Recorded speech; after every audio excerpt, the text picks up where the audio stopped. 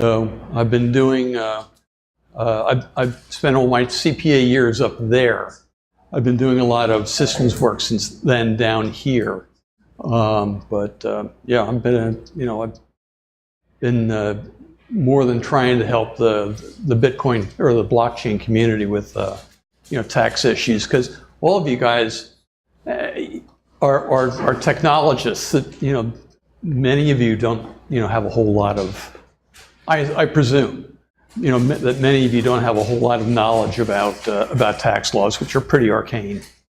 So, what's your opinion on whether LIFO will be an allowable basis to use for cost base? I'd love to use LIFO.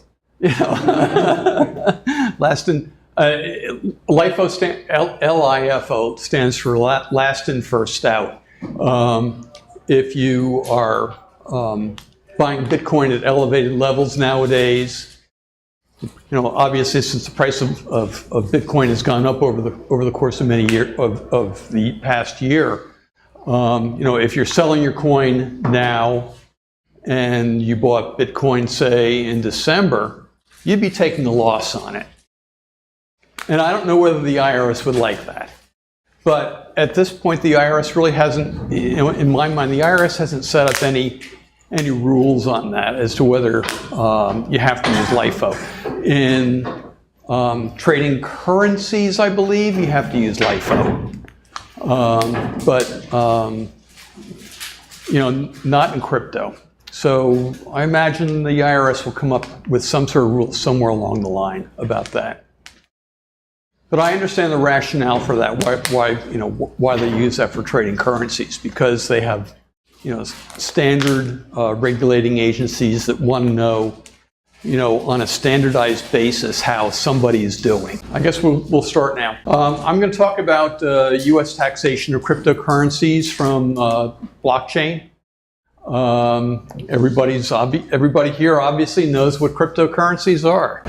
I'm going to talk only about 2017 and prior years, if you want. I'm not going to talk about the tax law that has just recently been passed and signed into law by Trump. Another issue is I know there's a lot of people in here who are libertarians. God bless you. I don't happen to be one. I hope you won't take that offensively, but I have been doing this for too long that I don't use that kind of philosophy. I'm just kind of going with what the rules are.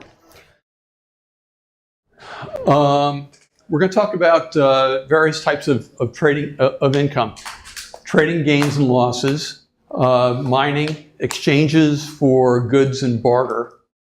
We're going to talk about forks and airdrops, employee payroll elections and contractors getting paid in crypto, and commenting, blogging, vlogging income. I think just about everybody here knows, or I presume everybody here knows, that your gains are computed based on how much you paid for your coins initially, less what you sold the coins for. There's a gain or a loss from that transaction. That's just a real broad statement. People want to know whether they have to pay extra taxes on these things, whether it's a short-term or a long-term gain. It gives you, if it's a long-term gain, something that's over a year in duration, you get a preferable tax rate on the calculation of taxes. The issue that I've been dealing with a lot of people over the course of the past 4 or 5 months has been Section 1031 gains or losses. I don't know if anybody in this room here has ever used Section 1031. I saw someone nod yes, but it's only Section 1031 is a tax code which indicates that you can exchange like kinds of assets for one another. Typically, the kinds of like kinds of assets that are allowed to be traded are rental real estate property, machinery. Also in the list that I found, which was really interesting, was gold coins. If gold coins are of a certain quality and a certain grade, you can swap gold coins for each other. And I think that a few people said, "Oh, that's what I'm selling are coins, so maybe these gold coins are the same kind of philosophy. I'm going to use Section 1031 on them." No one really has ever gone through and said, "Don't use Section 1031." The IRS hasn't ever said, "Don't use Section 1031," until recently when they're going like, "No, you shouldn't be using 1031." And now the new tax law specifically excludes cryptocurrencies from being taxed as like-kind exchanges. Peer-to-peer crypto conversions. It's another source of trading gains and losses. If you're obviously if you're selling coins to your neighbor and you have a gain on that, that gain is supposedly taxable. The things that you really have to worry about that, though, if you're a high volume peer-to-peer trader, because you sometimes run into money laundering rules, and that's some people have been put away in jail for trading too much. Mining income, that's another form of income just about everybody here probably knows about. It's the net income after your utility costs, your depreciation on your machinery, or if you write your machinery off under the new tax law in the same year you acquire it, if you're able to. And other business expenses, your office expenses, your rental expenses, whatever it is, if you're a professional miner. Generally this income from mining is self-employment income. Means you have to pay an extra over 12% tax on your self-employment income. Yes? Could you revisit the statement you just said some people have been put in jail for trading too much? Yeah. Well, I've seen instances where the Treasury Department has somehow targeted people who are exchanging crypto for cash.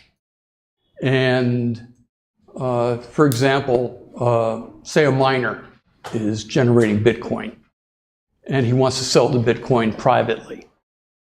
And he wants to get cash out of it. The IRS, if you go to some of the peer-to-peer services, somehow you can get, it's not you can get turned in, but I'm not exactly sure how they find out who the parties are to it. Possibly it's a sting operation. I'm not sure. I have no idea what the circumstances are. But if you're exchanging money for value, or you're getting money for value, and you don't have proper, sometimes you don't have the money, the clearances from the, who is it? It would be the clearances from the Treasury Department to exchange money for goods. You might get targeted. So they were punished for unregulated exchanges. Yeah. Okay, for mining, the issue with self-employment income, Schedule C. In mining, another issue is if you mine on a certain date and you should be declaring that mined income on that date from whatever unit it is that you're getting as a reward for the unit that you've mined. You should not be warehousing those items and then thinking that you can declare the value as of the date that you actually receive the fiat from it. You should be declaring the value on the date that you receive the mined unit. Mining pools, yes. So just a question, by that fact, it means that you have to pay tax even though you haven't cash out? You have to pay, you may have, yes, you should declare that as income before you cash out.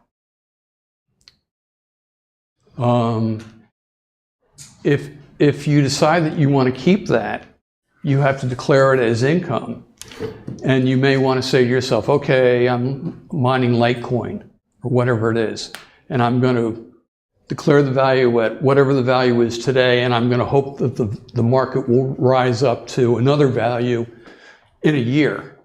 If you keep a unit, for example, in inventory, and you ride it up to a higher level in a year, you'll be able to take long-term capital gains treatment on that unit that you held for over a year. But the piece that you mined earlier, you'll have to pay taxes on. I mean, on the date that you receive that unit, you have to pay taxes on that. And what's the tax rate? Well, it's just the standard, whatever the standard tax rates are that you're on your income level. Yeah. So you pay tax on the value of the coin at the date you mine it, and then let's say Litecoin is $100 for round numbers, and then it's December 31st, 2018. The Litecoin is at $200, and you keep it in inventory. You're not selling it. Do you now pay tax again on that gain, or You pay tax on the incremental gain. Yes. even if you do not sell? Even if, no, I'm sorry. I apologize. I take that back. You didn't, that would be in Canada. Yeah, I was a little confused. Yeah, no. So it's like- Yeah. You have to sell it a year later. So I was about to say, buying sounds way better than mining. Yeah. Yeah, I apologize. Okay. Okay, mining pools. Yes, go ahead. Basically, you don't pay taxes on unrealized value, right? You have to realize the value to pay taxes on it, correct? Well, no, you say you have realized the mining money. But if you grow, You don't pay taxes on that. only Right. at the time of sale. Only at time of sale. And you pay only to the incremental, correct? Only on the incremental. And can you, if the price go down, can you write off? Yes. Yeah, you should take that loss against all your other gains. Hopefully you have some other gains that you can write that off against. Yeah, go ahead. And that sale includes a trade for a different crypto, right? It's not just converting back to fiat, but... Right. It could be I'm converting that Litecoin into Bitcoin. Go ahead.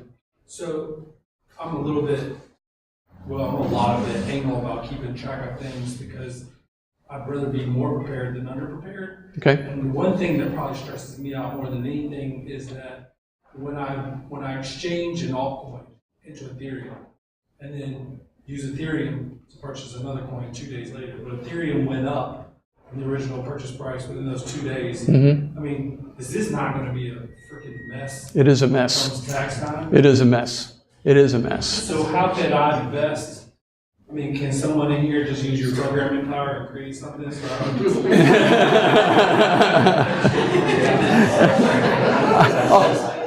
I'll just jump ahead here. Bitcoin.tax or cointracking.info. These guys have really nice tracking software that you should use for exactly that purpose. And I'll come back to this slide. Go ahead. So to that point, that is a new rule as of 2018, correct? No, that's not a rule as of 2018. That's the rule that's always been in place, but people have misunderstood that.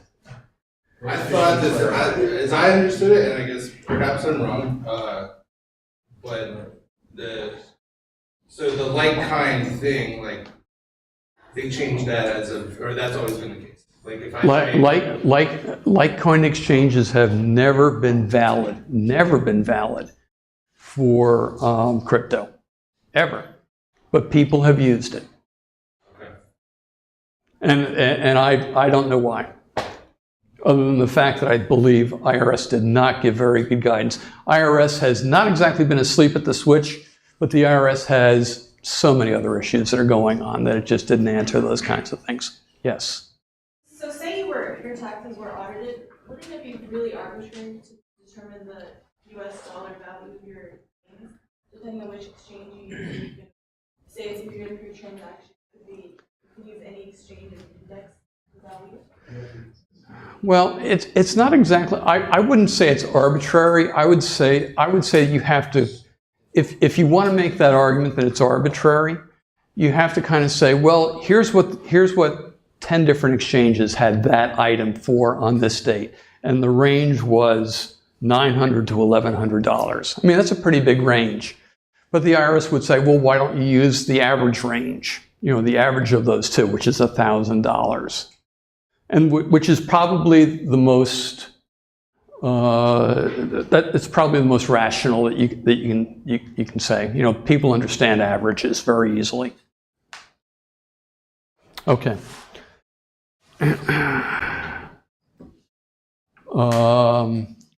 Okay, so mining. Exchanges for goods or barter. And cryptocurrencies have been classified by the CFTC as, cryptocurrencies have been classified as a commodity, which makes cryptocurrencies to some degree regulated by the CFTC. So, and I'm not saying, I'm saying all cryptocurrencies. So, in tax parlance, commodities are regulated by barter transaction rules. And so if you're getting value for, you know, if you're turning one thing into another thing, you know, that's a barter transaction. So if you're paying with Bitcoin, say like Overstock or someone like that, you're getting something of value from Overstock. Whatever the value is that Overstock says. It could be you're paying with Bitcoin for $1,000 worth of shoes, whatever the number is. You have a gain on that conversion of Bitcoin or any other crypto to the pair of shoes that you're getting.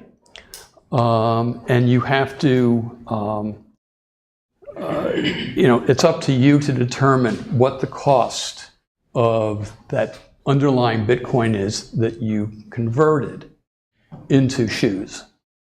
I believe Overstock will send you a 1099 form and say, hey, you had a transaction with us of over $600.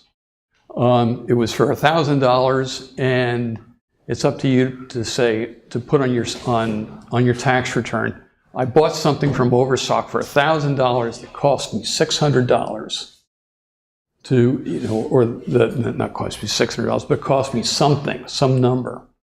And I have a gain of $400. And then you can classify that $400 as to whether it's a short or a long-term gain also.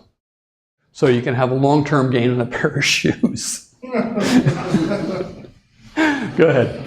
Is that something that's going to be on a per transaction basis, or is it aggregate over the course of the year? Can you avoid it by structuring, because that's what people are going to want to do? They're going to want to do 3 transactions, you know, for less than $600, obviously. Yeah.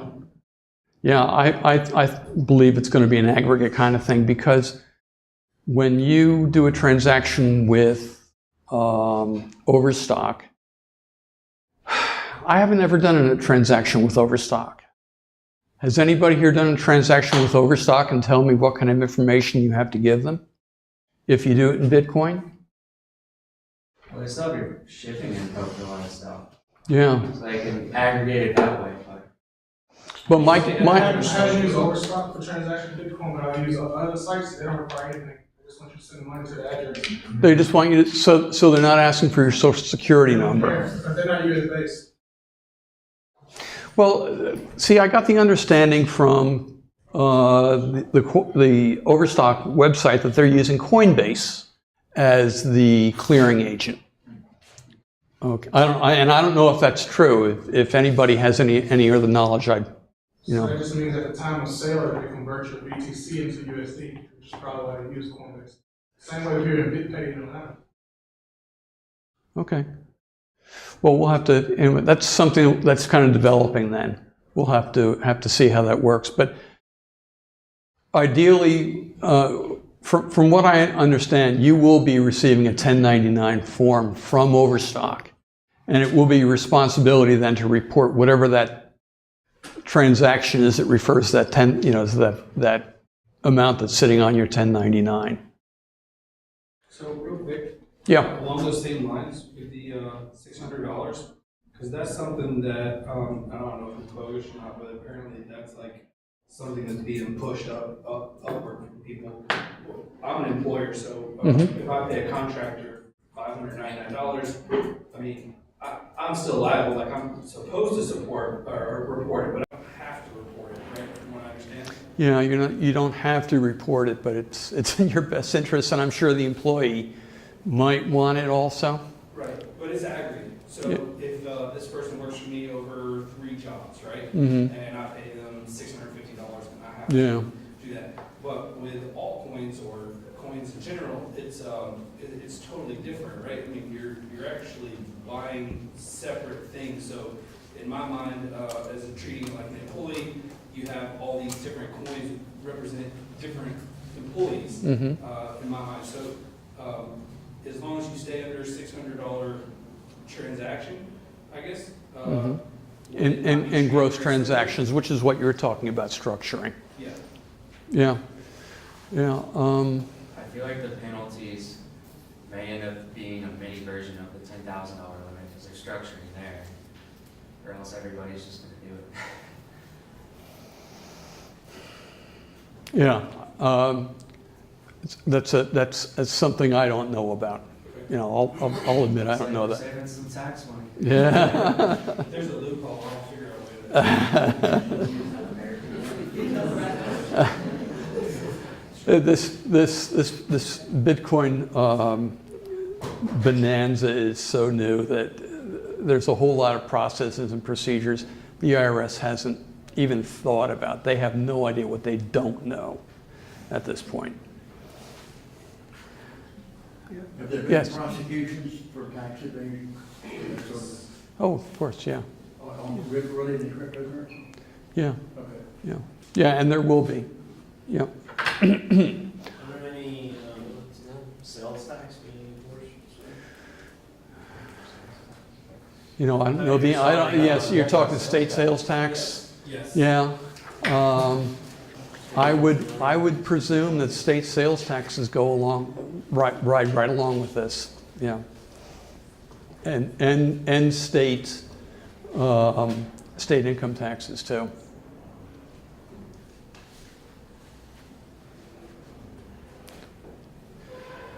Okay, forks and airdrops. Forks and airdrops are ordinary income. It's like a dividend that you get on a stock. There's no way around this. This is what the IRS has said recently. If we get a fork or an airdrop, you have to pay tax on the basis, on the cost, on the perceived cost of the asset on the date that it's forked off. BTC forked off on August 1st, I'm sorry. And on that date, there were exchanges that were trading BTC,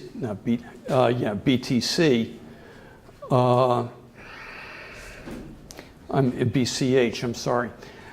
On that day, there were exchanges that were trading BCH for $275. So that would be, for you guys who got forks on your BTC this year, you should probably use 275 per Bitcoin for the value of what you received. So if you received 5 go ahead. I mean, like that, to me, it kind of doesn't make sense. So if somebody makes the decision outside of what we decide to do as people with our accounts, somebody makes the decision to put something in our wallet, call it against our will. And so we're automatically liable for taxes on this thing versus when we realize profits when we convert to fiat. Yes. To do that. Yes. You are liable for taxes on that. That is so wrong. What if you don't collect your Bitcoin Cash? Because, I'm sure there's a bunch of people that haven't even figured it out. I know I still have Ethereum Classic. Way, way back. I haven't even collected it. And basically the rule sounds like you pay taxes on it even though you don't have it in your inventory. It's out floating around, but I don't have it. It's probably taxed under a principle called constructive receipt. Even though you don't have it in your hand, it's available to you to pick it up. And it's something that's your obligation to pick up. So even if I don't have it, it's yours, and you have that obligation. Go ahead. So these rules on force and whatnot are explicitly written out. The IRS is considered them and written about it. Or is it kind of speculation based on some comments made by the IRS, or is this been said and locked down? No, I would never say that these things are specifically written out at this point. They're taxing Bitcoin as if it's a commodity, as if it's a stock dividend, as if they're using all kinds of different theories of coming up with why they're taxing things in certain ways. They have certain, these are fairly common types of transactions. So that's why they're applying those older models to the new taxation. There's very little code written that specifically says crypto. Transactions under an S corp or C corp. It doesn't shield you at all. It doesn't. No, it doesn't. The new legislation signed by Trump addresses cryptocurrencies specifically. There is nothing that says we specifically tax crypto this way, or we specifically do not tax crypto this way. They have excluded, for example, everybody thought Section 1031, like-kind exchanges could be used even now, but it can't be, because under the new tax law, crypto is not specifically excluded, but it's excluded. It is specifically excluded in the new tax law.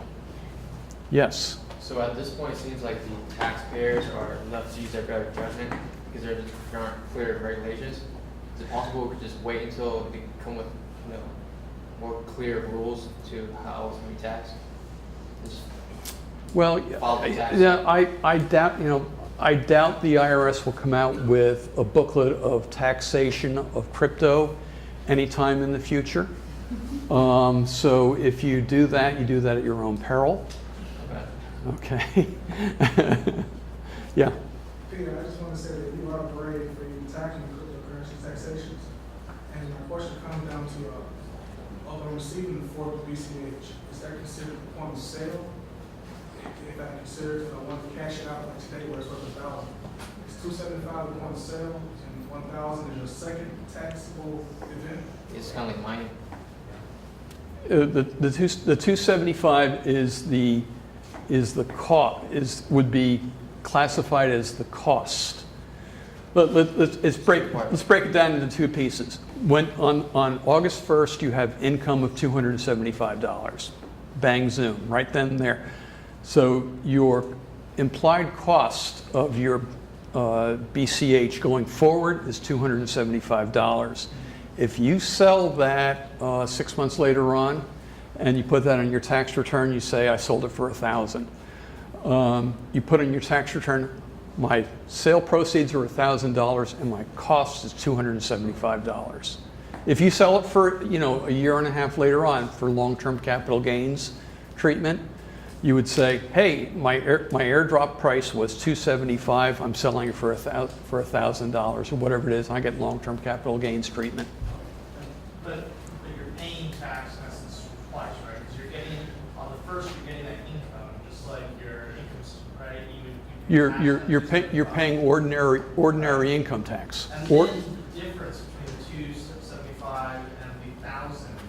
It's up. Then you get taxed at the 15% or whatever, right? Yeah, it's up to you. You can elect to go for long-term capital gains or whatever. Yep. And so when it comes to long-term versus short-term, I brought this up with my accountant recently, who was completely clueless. But so if I cash out and I'm claiming long-term versus over short-term, that's my election to make that call? No, the question was whether or not you have a call as to long-term or short-term capital gains treatment. But if it's over a year, then yes, Right. I say this is a long-term If capital you've gain. held it for over a year, it's a long-term capital gain. But knowing what we know about the IRS, how are they going to come to me and say, wait, we feel like you shorted us, why didn't you pay us short-term? And how, what's the roadmap for me?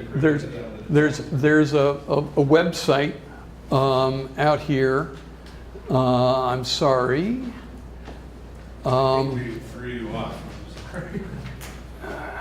I'm sorry. There's a website out there that says it tracks all the fork dates. Is that the airdrop alert? Yeah, airdrop alert. Thank you very much. Airdrop alert, it would serve as the date that the IRS would know when the fork was.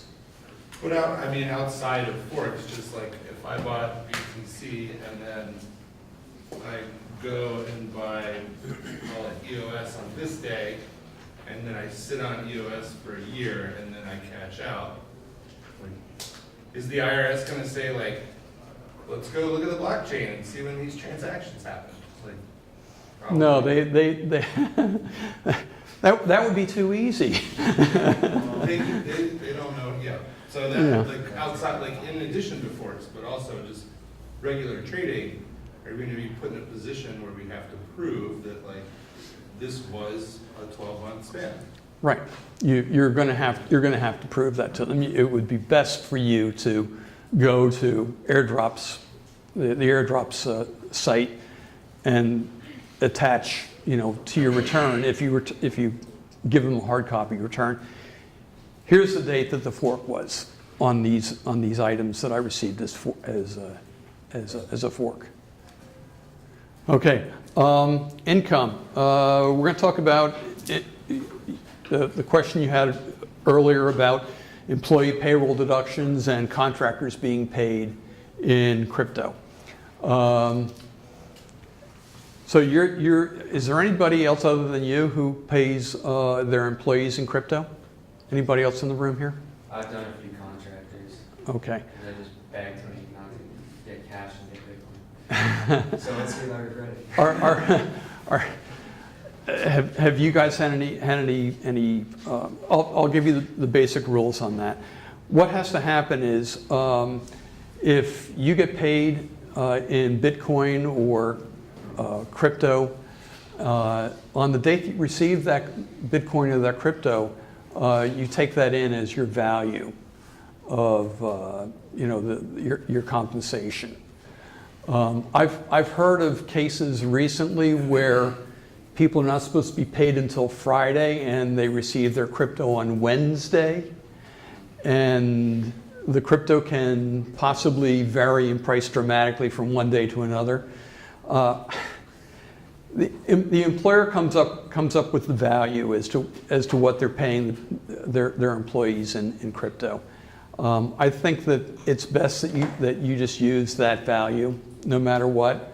Maybe somewhere along the line the IRS will come back and say you should use a different value if you pay your people on Wednesday rather than on Friday.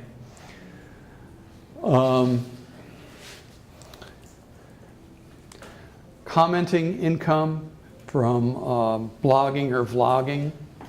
Any vloggers in the room? No. If you've seen some of these people, they're blogging or vlogging, and they have live blogs, and they're receiving income from people who are listening in on the broadcast. That income is taxable. Whether they're receiving Litecoin or they're receiving Dogecoin or whatever they're receiving, whether it's in cash, that income is supposed to be valued by the people who are receiving that stuff at that time. It's ordinary income subject to self-employment rules. So you have to pay extra taxes on that for your Social Security and for your Social Security taxes, basically.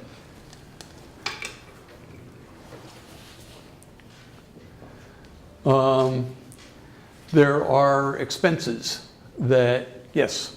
I just have a quick question. If you create a company offshore into a place where there's no tax on income, whatever, and you declare that to be revenue generated from there, will you not pay tax?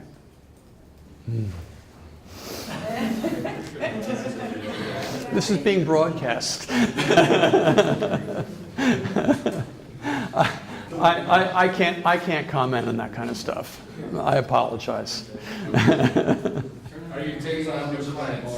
That's not services of CPA. That's a different set of services.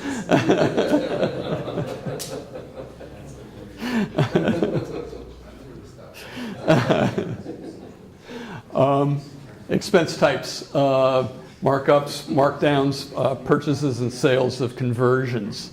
When you're buying, you're increasing the cost of your Bitcoin by your exchange fees, by your markups. So always keep good accounting for your crypto that you buy. It increases the cost, the acquisition cost, or it decreases the amount of proceeds that you're receiving later on when you sell the stuff.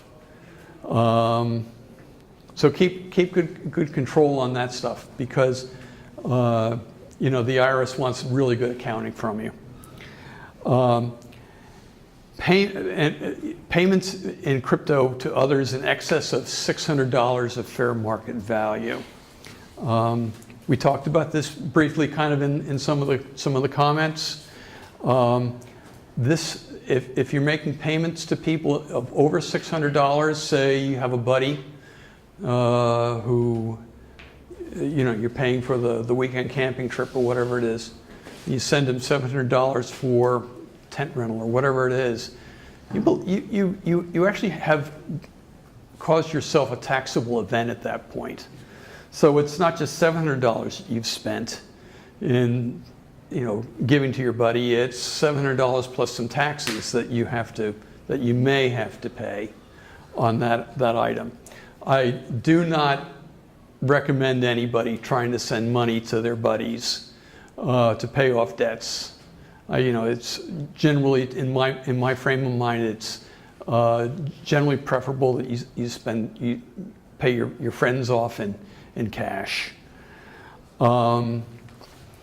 Scam, Ponzi's. How many of them happened this year?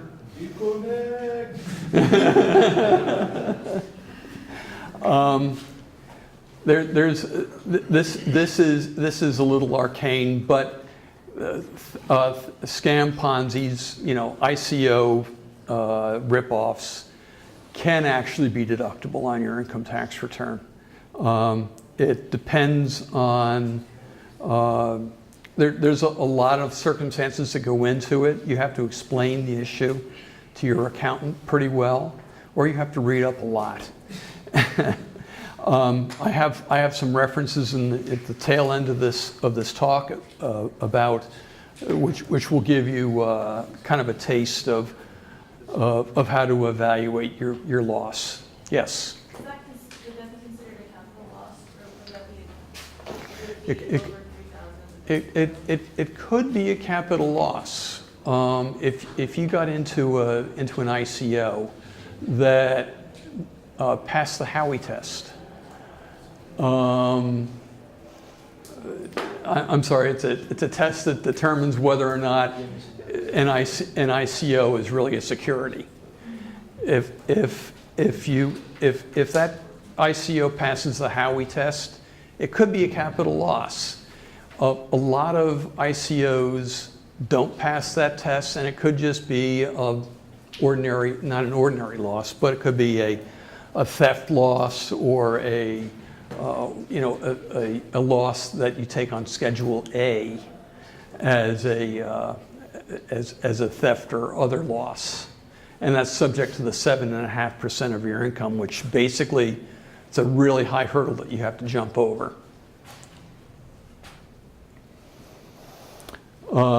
Exempt transactions that are non-taxable, your initial capital investment, and transfers between exchanges. If you're just sending $100 from one exchange to another,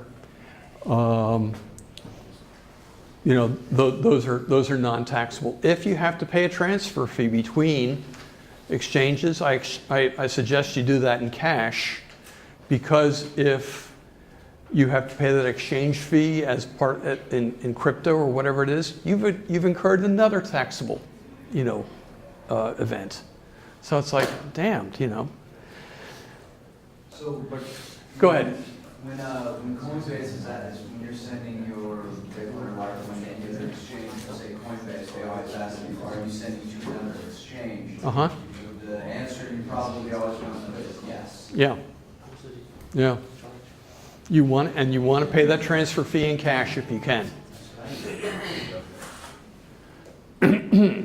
But there is some arbitrage between different exchanges, right? We have to report that one. From Coinbase to Bittrex, for example, Bitcoin on one exchange might be 10,000, another exchange might be 10,500. Right. Does anybody in the room know what arbitrage is?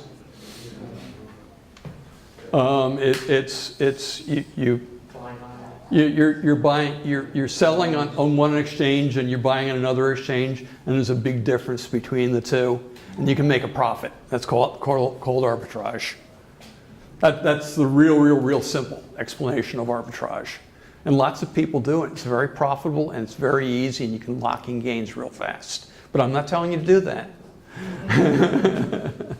Once you tap, You pay tax on that? Yeah, you pay. It's one of these things where you're selling 1 minute and buying another minute, or vice versa. So yes, you're paying tax on that gain. Go ahead. This question was more on the lines of, if you have Bitcoin on one exchange and that exchange's value is 1,000, Oh. you send it to another exchange that has it valued at up to 2,000. Thank you very much for Zero mansplaining. tax on that. Yeah. I think I'm sorry, I missed it.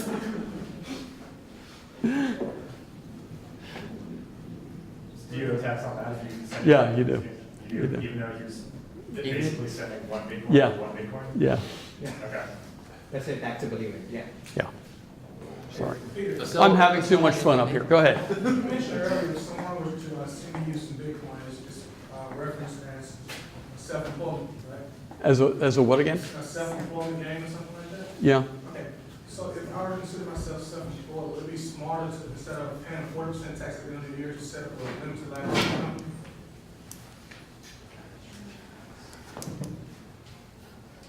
I don't know. Can you repeat the question again? I apologize. I didn't hear all of it. Sir, I didn't hear all of the question. I apologize. in order to avoid the 40% tax I might get from a donation from someone else, right? Right. Would it be smarter to avoid that, those fees by setting on a trading basis as a limited liability corporation? I don't know. I don't know. Corporation tax, 20%? Yeah, I don't know. I really don't know the answer to that. There's individual circumstances that you might have. Does anybody have experience with that? Set up as an LLC instead of just. I mean, from my experience, I'm an LLC, and I'm a one-person LLC, so my personal and my capital for my business is all taxed together. So I would imagine in order to get the tax benefit, you have to be incorporated, which would mean you have to set up a whole corporation.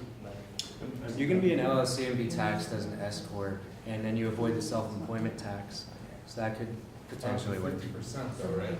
Not the full amount. So you It's say- the 12 you say or- more about setting up an LLC, right? Yes, that's what I do. I'm taxed as an S corp, but set up as an LLC. It avoids a lot of the paperwork. Okay. But you're very limited on the cash you can get, right? You can't get people in, the S corp is. Sorry, what was your question? The S corp is limiting you on the ability of doing business, right? There's a lot of limitation. Well, I'm not an S corp at the core, just taxed. I elect to be taxed as one, so you avoid all that crap. Right. It's like, yeah, some benefits are being incorporated, but you're also an LLC. Mhm. Okay. So I have a question, real quick, on the trading of goods between the business and consumer. So let's say I have a product and it's worth $600, Mhm. and I sell it to you for $1,000 worth of Bitcoin Mhm. value, right? At the end of the year, can I say, based on some of the terminology you used, am I allowed to say that the value of that Bitcoin was $600 because that was the value of what I sold? Or do I have to claim the whole $1,000 in Bitcoin in the exchange?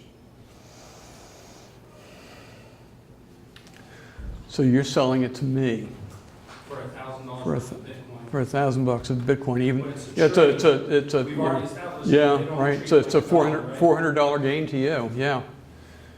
You know, you'd have to, you use the valuation on the date that you transferred it to me.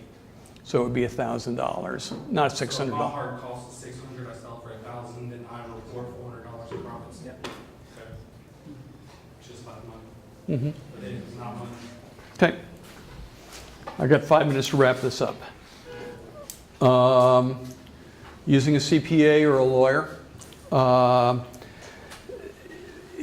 As I've said before, in Atlanta, it's tough to find a CPA or a lawyer in town who professes to have skills in crypto.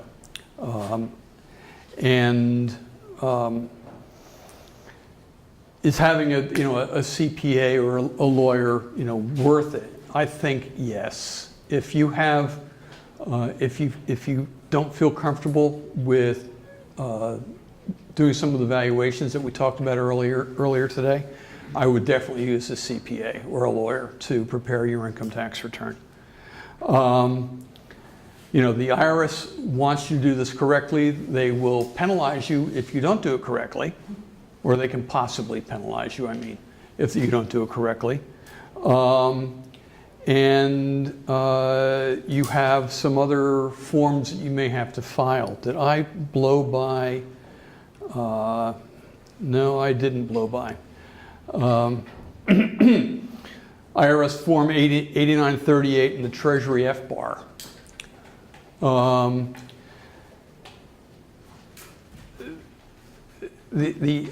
your tax return, I don't know if anybody recalls seeing this box, is a question saying, do you have any offshore accounts of over $10,000 during the course of the year?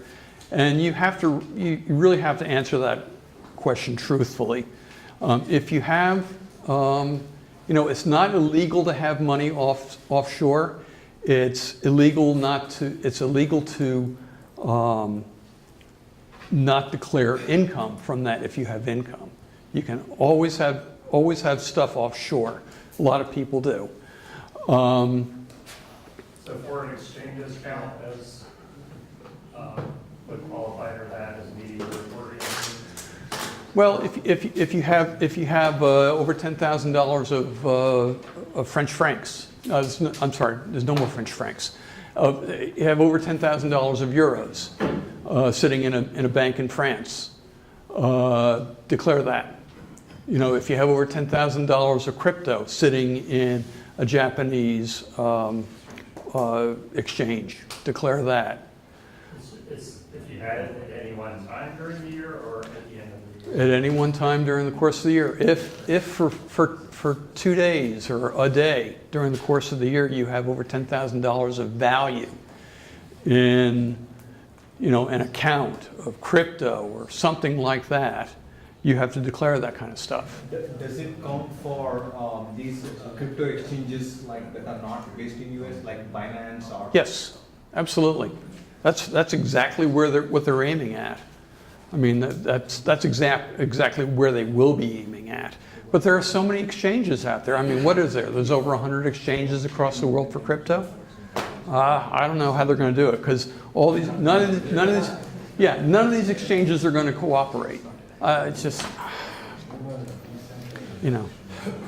I'm sorry. The IRS has 8938. The Treasury, there's a separate form, FinCEN, Financial Crimes Enforcement Network. Also has a form that you have to fill out if you have over $10,000 at any time during the course of the year. They will try to root out issues also. So you have to file that by April 15th this year. That goes with the tax return. So there's two forms, the 8938 and the FinCEN. I mean the FBAR. This is just if you have those forms Right. out there. Right. Because you're a U.S. resident. All U.S. residents are taxed on worldwide income or worldwide assets. Yeah. U.S. residents, resident aliens, basically people who have to file tax returns. Yeah, green card holders. Yep. So if you don't file those forms, alerting them to that, could that potentially create an issue in trying to clean long-term capital gains, saying like, I don't know. It could come back around to bite you. If they ever find out about that, yes. Because if you are fraudulent about it, there is no time limit for them coming to get you. No statute of limitations. No statute of limitations. And if we haven't filed, for example, last year, can we report it? Yes, you should. You should, but you should be prepared to have someone come back around and say, well, what was it? Why didn't you do it? They want a really, really, really good explanation as to why you didn't do it. They want you down on your knees and with a come to God kind of an answer.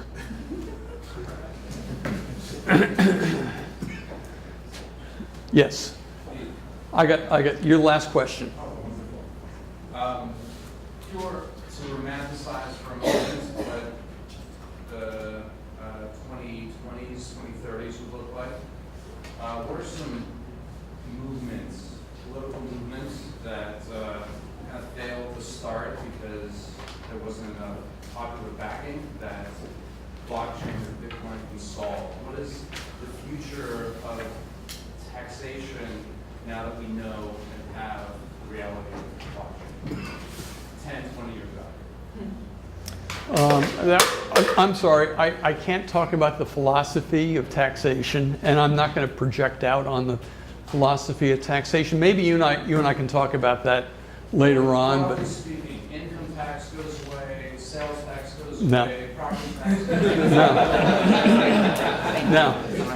No, the government is ever more involved in our lives. So.